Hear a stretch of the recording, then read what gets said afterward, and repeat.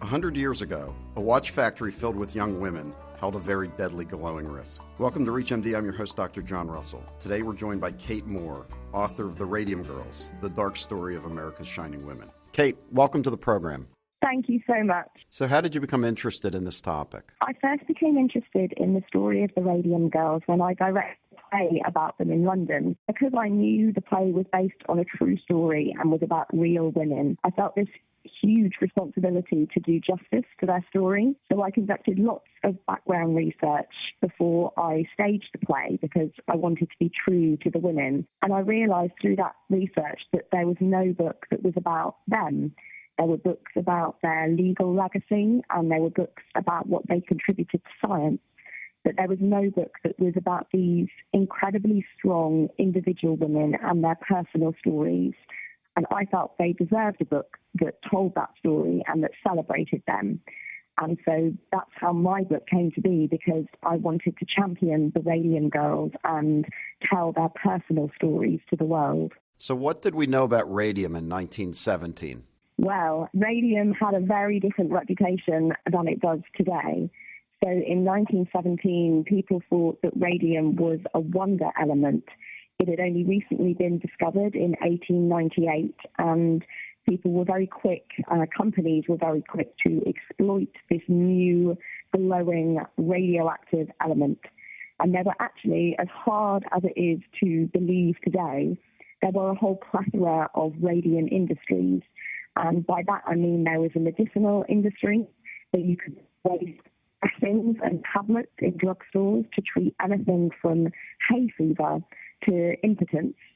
And you could also buy radium cosmetics, face creams and soaps to give you a glowing complexion.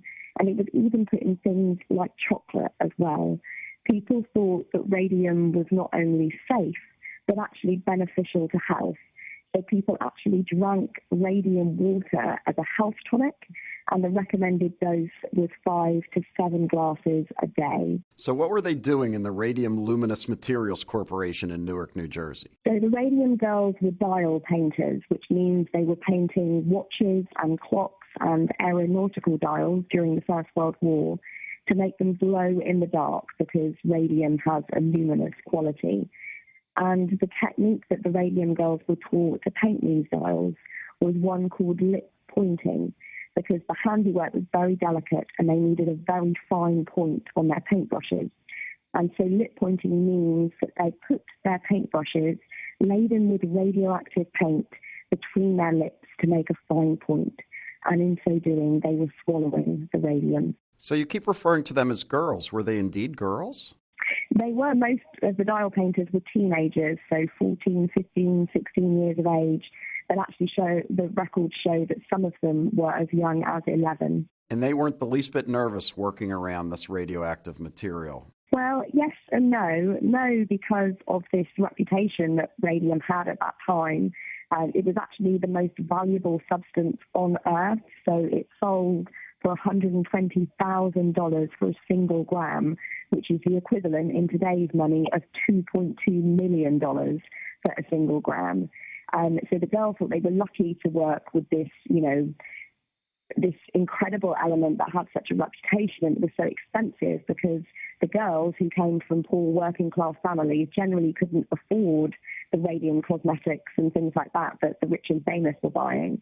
So they felt blessed to work with this substance. But equally, they weren't entirely naive about them, because May Cudderley, who's one of the Radium Girls I write about, she said that the first thing they asked when they were told to put the brushes in their mouths was that radium, they said the first thing we asked was, does this stuff hurt you? The companies assured them it was safe, which is exactly what the girls would read in a magazine or a newspaper. But actually that wasn't quite true, and my book about the Radium Girls actually opens with a prologue dated 1901, which is obviously the turn of the century, and it opens with a scientist receiving a radiation burn. And so that means that actually science knew of radioactivity's dangers even at the turn of the century, but they thought that a large amount of radium was dangerous, but that they could somehow harness a small amount of its power safely.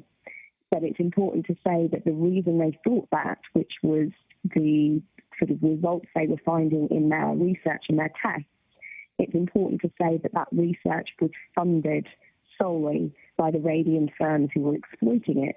And so, of course, they found what they wanted to find so that they could build up these lucrative industries, and they ignored all other evidence to the contrary that even a small amount of radium was unsafe, which, of course, is exactly what we know to be the truth today. If you're just tuning in, this is ReachMD Book Club. I'm your host, Dr. John Russell, and we're talking with author Kate Moore on her book, The Radium Girls. So was this a good job or a bad job for a 16-year-old in North Jersey in the turn of the last century? It was actually nicknamed the elite job for the poor working girls. Part of that was the appeal of working with radium. Part of it was because of the artistic nature of the work. It wasn't just like working in any other factory. When I looked up the girls in their town directories, I found that they were listed not as dial painters, but as artists. So this was a job that had a lot of glamour associated with it, but it was also very lucrative for the most skilled girls. So they were paid not by salary, but by the number of dials that they painted each day. And records show that actually the top workers were in the top 5% of female wage earners nationally. So these young women, many of them daughters or granddaughters of immigrants with no family money, found that they were actually earning, more than 3 times what other factory girls were earning. So it was a very glamorous and lucrative and elite job for these women. So when were there signs that things weren't right for some of the health of some of these young girls? Well, the problem, if you will, with radium poisoning is that it's very insidious. That means it takes years to show itself. We're talking sort of 5 years minimum, but actually for some girls it took decades before the radium poisoning truly made itself known. It's a kind of poisoning that lies dormant inside you until it starts to sort of spring evilly to life and take over your body. And the symptoms that the radium girls experienced were quite sort of innocuous to start with. It would be a sore tooth or an aching limb, all to do with the skeleton and the bone work inside these girls, because the human body treats radium a bit like calcium. As many of your listeners will be aware, calcium is a bone seeker. If you consume calcium from a glass of milk, it makes your bones strong because the human body deposits it in the skeleton. And that's what the girls' bodies did to the radium they consumed from the lip linking from their work. And so it deposited it inside their skeletons. It was in different intensities, in different places, in different women. So Grace Fryer, one of the key radium girls I write about, had a sore back to begin with all down her spine, whereas Molly Magia felt it in her teeth. And what would happen is that the girls' teeth would hurt, so they'd go to the dentist, they would pull them, but then that didn't solve the problem. Then the next tooth started to hurt, and the next tooth, and the next tooth, until the girls didn't have to go to the dentist anymore because the teeth would fall out on their own. And Grace found that her spine, when she had it x-rayed, had actually been crushed. Her vertebrae were crushed by the radium because the radium, once inside their skeletons, was emanating its powerful radioactivity, and it was essentially destroying the women from the inside out. So when they studied the girls, they found their bones were honeycombed and moth-eaten in appearance. They had holes in them, holes that had been drilled there by the radium inside them while the women were still alive. It was an absolutely horrific poisoning. And it took a long time for medicine to figure out that this was the causative agent, correct? It did, because as I say, the received wisdom of the age was that radium was not only safe but beneficial to health.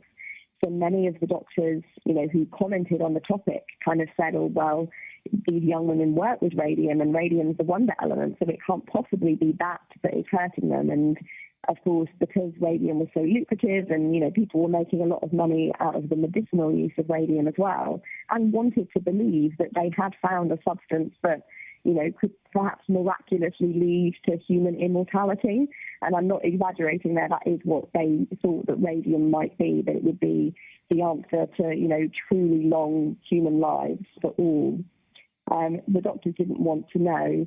And one of the most shocking things for me about the story is that it wasn't until the first male employee of the radium firm died that a doctor finally conducted an autopsy to find out if it might be radium that was killing all these women. Dozens of women have died of radium poisoning from their work with the firm, but it wasn't until a man died that they actually paid attention. So the company really didn't own up to being a cause for all these young women's deaths, correct? Not at all, and that is truly what my book explores, because you kind of know when you pick it up, you know that women are working with radium, you know it's radioactive as a modern reader, you know this is not going to end well. And what my book charts is the incredible fight for justice that these women embark on when they're suffering horrific pain and they're being told that there is no hope for their future. But they embark on this fight for justice because the actions of the company, even once it is proved that radium is unsafe and is dangerous and is hurting these women, is to cover it up, to discredit the girls, to say, they must have been sick to begin with. They hire experts who will put out their version of the story and try to silence the doctors, such as Harrison Martland from Newark, who has identified this new type of occupational poisoning. And the company's actions are totally egregious and callous. The way they try and silence these girls as they try and speak up is shocking and horrifying. And for me, the strength and the courage and the dignity of the Radium girls, as they are determined to hold this company to account, is quite incredible and inspiring, because the company were not only refusing to admit responsibility, but they were continuing to perpetuate the myth of radium safety, so that all those radium products were still on sale and they were hurting other women in the studios. And the Radium girls I write about, Grace Fryer, Catherine Donahue, Catherine Sharp, for example, they were determined that that had to end. They were determined to speak up about this, and because of their courage, we have landmark legal legislation to protect workers in the workplace, and we also have the gift of the scientific knowledge that they gave us and the safety standards that were directly brought about because of their courage in speaking up. I think it's a very beautiful book. It talks about worker safety and talks about a time that seems very incredible to us. The final point, the women ended up were proven right, but did they get justice? Well, I think it depends what you feel justice is. Many of the women did not get justice, but ultimately, there was a court decision that did hold employers responsible for the health of the girls. And so the justice in the way is that they managed to protect other women. And as I say, for me, the altruism of these girls is just extraordinary, because they knew that this case wasn't really going to help them. There wasn't much money in it either. I mean, we're talking a pittance. And so for me, and I think for them, the justice was trying to protect other people so that other people didn't have to go through what they did. And they did at least, bring about those changes that did protect other people, millions of other people. So it's a fascinating book. It's The Radium Girls, author Kate Moore. Thank you so much for being with us today. Thank you for having me. For more in this series, please visit reachmd.com/book club.